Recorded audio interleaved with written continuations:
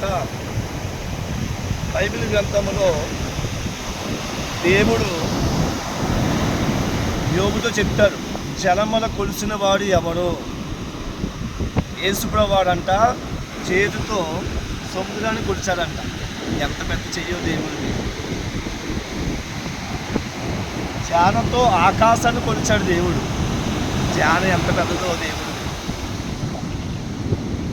దేవుడు చేతితో సముద్రం కొలిచిన దేవుడు, ధ్యానంతో ఆకాశాన్ని కొలిచిన దేవుడు, భూమికి పునాదులు వేసింది కూడా యేసుప్రభువేనంట.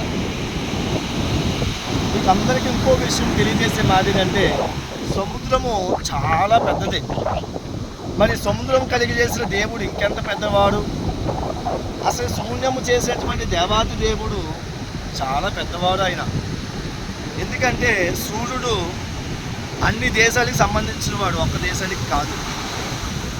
మరి సూర్యుని కంట బైబిల్లో ఉంటుంది, సూర్యుడికి సూర్య గుడారము అని రాసి ఉన్నది.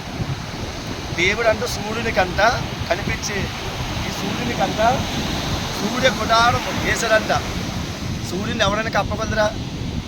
కానీ యేసుప్రభువాడు సూర్యుని కూడా గుడారం వేశాడు.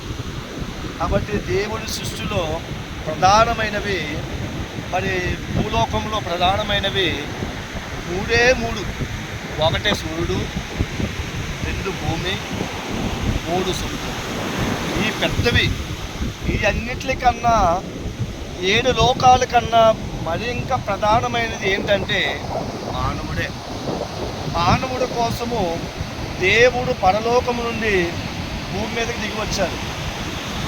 దేవుడు పెట్టాడు భూమి మీదకి దిగి వచ్చాడంటే ఆయన సృష్టికర్త.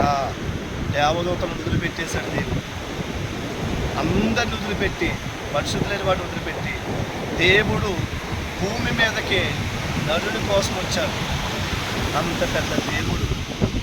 కాబట్టి అటువంటి దేవుడు నమ్ముకున్న దేవుడు మిమ్మల్ని అందరినీ కూడా దీవించును గాక. మరణాలు.